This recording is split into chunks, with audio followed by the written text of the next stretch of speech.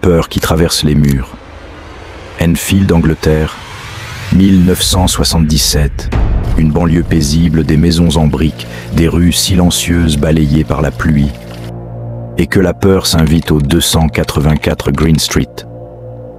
Peggy Hodgson, mère célibataire. 4 enfants, 2 filles, 2 garçons.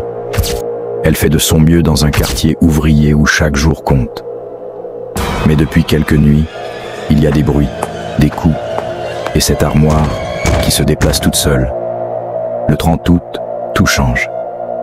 Janet et Margaret, les 2 filles, hurlent depuis leur chambre. Peggy a couru. Une commode a bougé toute seule.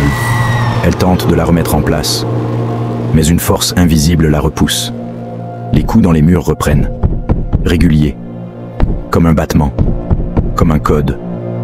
La police est appelée, 2 agents arrivent, ils inspectent.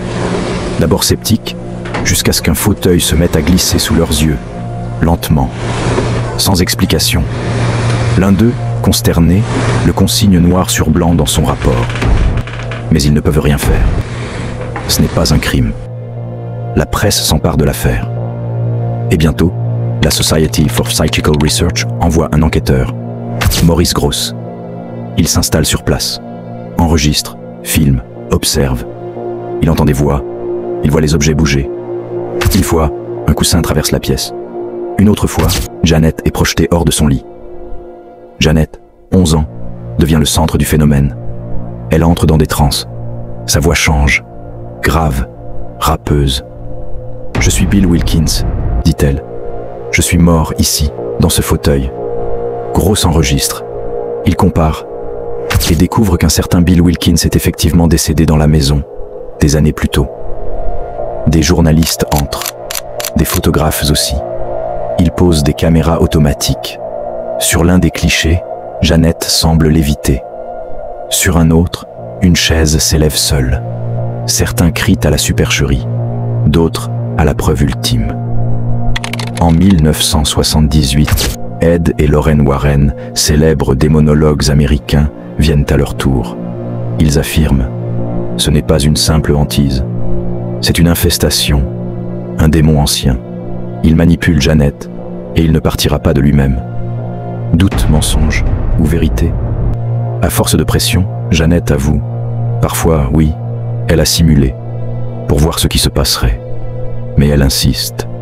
La majorité des phénomènes étaient réels, et tous les témoins ne peuvent pas avoir halluciné.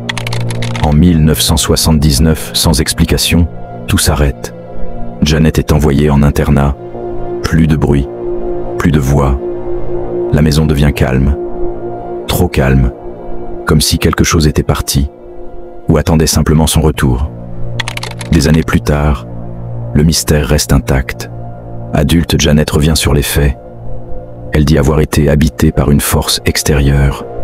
Les enregistrements existent toujours, les témoins aussi. La maison est toujours debout, des familles y ont vécu, d'autres n'ont pas tenu plus de quelques semaines. Parfois, la nuit, un meuble grince, une voix chuchote, ou une fillette rêve qu'elle vole dans sa chambre. Malgré les doutes, Enfield est devenu un cas d'étude, une énigme, un vertige, un mystère qui fascine toujours encore aujourd'hui.